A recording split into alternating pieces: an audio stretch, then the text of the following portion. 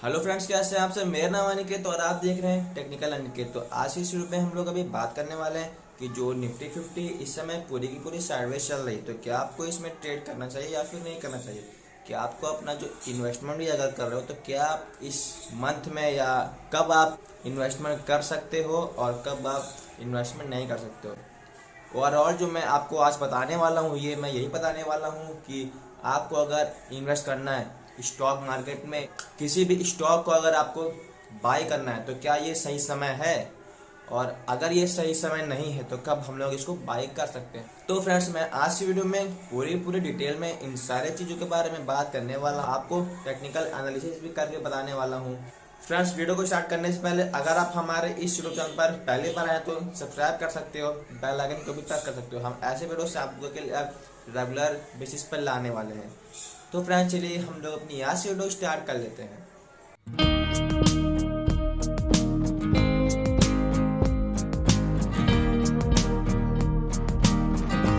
Friends, तो अगर आप लोगों को स्टॉक मार्केट के बारे में थोड़ी सी भी अगर नॉलेज होगी तो आप लोग ये जानते होंगे कि जो निफ्टी है वो निफ्टी में जो 50 कंपनियां हैं उसी से हम लोग फाइंड करते हैं कि ओवरऑल जो मार्केट का ट्रेंड है वो किस साइड जा रहा है ना।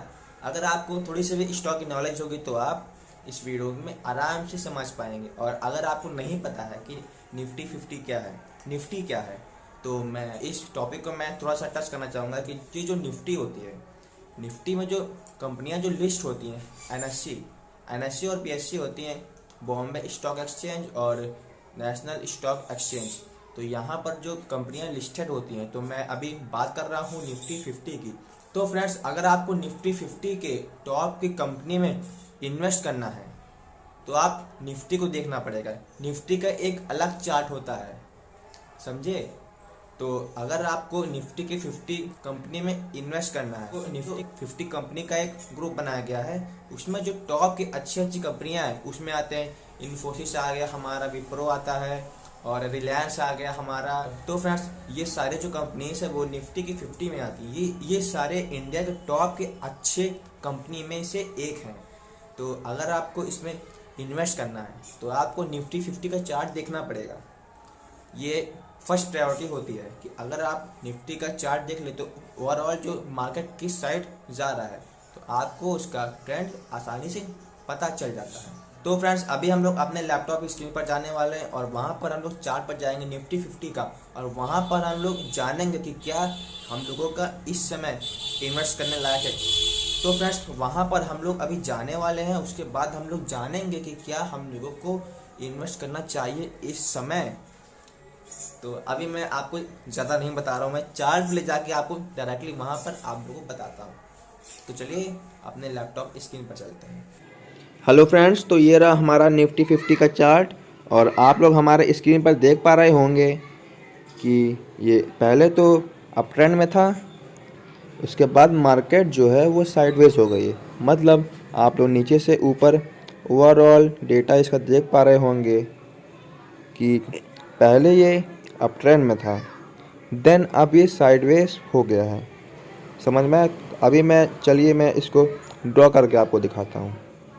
तो ये पहले डाउन आया, फिर ऐसे मार्केट चली, फिर थोड़ा सा रिट्रेसमेंट, फिर ऐसे, फिर रिट्रेसमेंट, देन अप, फिर रिट्रेसमेंट, देन अप, फिर देन साइडवेज हो गई। समझ रहे हैं आप पूरी बात? फ्रेंड्स, तो आप लोग अभी आसानी से चार्ट पर समझ पा रहे होंगे कि क्या मार्केट में अभी हो रहा है। तो पहले मार्केट गई नीचे, नीचे से ऊपर आई, देन रिट्रेसमेंट, फिर ऊपर आई, देन रिट्रेसमेंट, देन फिर ऊपर आई, देन फिर रिट्रेसमेंट, उसके बाद मार्केट साइडवेज हो गई। और साइडवेज का मतलब क्या होता है आप लोग पहले जान लीजिए। साइडवेज का मतलब होता है कि मार्केट एक ही जगह पर मूव करने वाली है, समझे। तो साइडवेज अभी जो है निफ्टी 50 साइडवेज चल रही है। इसीलिए फ्रेंड्स, आप लोगों को इस समय किसी भी स्टॉक में इन्वेस्ट नहीं करना है, समझे बात को। तो अभी मैं निफ्टी 50 का जो हिस्ट्री है, हिस्ट्री का मतलब जानते होंगे, जो प्रीवियस रिकॉर्ड है। तो इस निफ्टी 50 का जो प्रीवियस रिकॉर्ड है मैं यहाँ पर आपको चेक करके बताता हूँ कि क्या पहले भी ये रिकॉर्ड एक बार फिर से तो नहीं दोहरा रहा है। तो ये आप लोग इस जगह देख पा रहे होंगे कि पहले जो है मार्केट अप ट्रेंड में थी, देन रिट्रेसमेंट, फिर अप ट्रेंड में आए, फिर देन रिट्रेसमेंट, उसके बाद ऊपर आप लोग देख पा रहे होंगे साइडवेज बन गई। चलिए मैं आपको ड्रॉ करके आप दिखा देता हूँ। ये देखिए, देन फिर यहाँ से रिट्रेसमेंट, देन ऊपर, देन रिट्रेसमेंट, देन ऊपर, उसके बाद साइडवेज।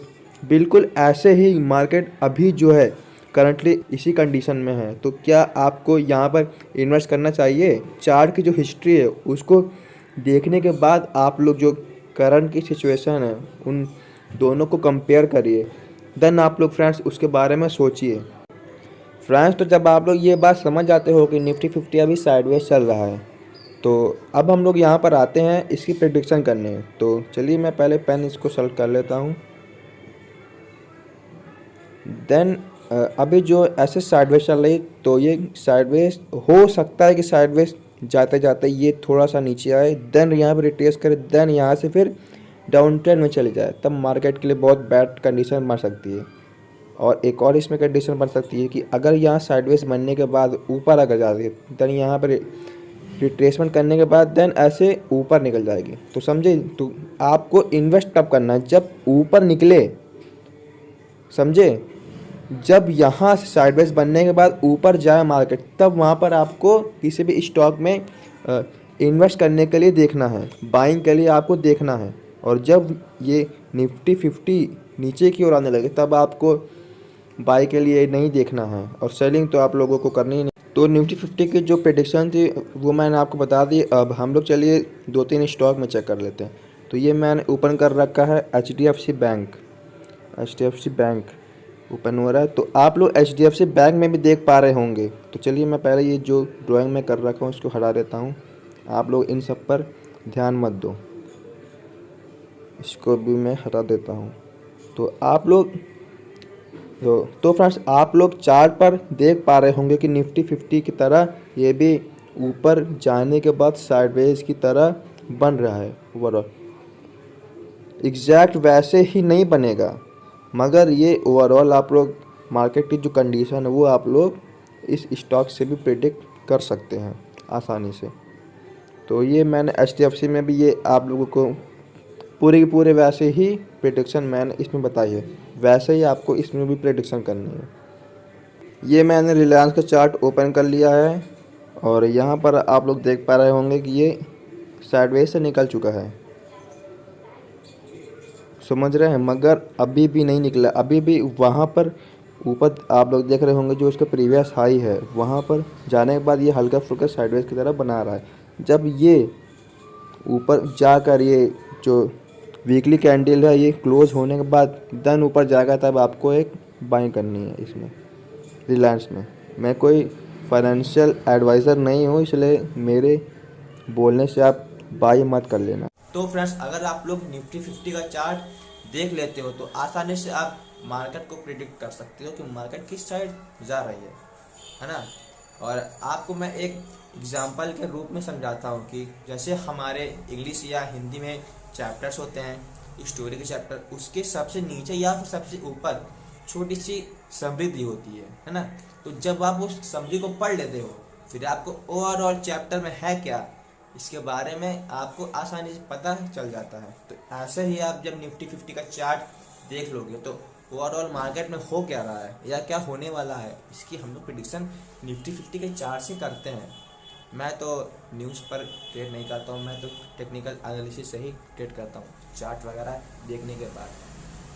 तो आज की वीडियो मैं आपको बताना चाहा था, उसको मैंने बताया। और अगर आपको आज की वीडियो हमारी अच्छी लगी तो वीडियो को लाइक करना, शेयर करना और सब्सक्राइब भी कर लेना। मैं आने वाले समय में बहुत अच्छी सी वीडियोस को लाने वाला हूँ आप लोगों के लिए। तो फ्रेंड्स चलिए हम लोग अपनी आज की वीडियो यहीं पर खत्म करते हैं, फिर मिलते हैं ऐसी की वीडियो से। तब तक के लिए जय हिंद, वंदे मातरम।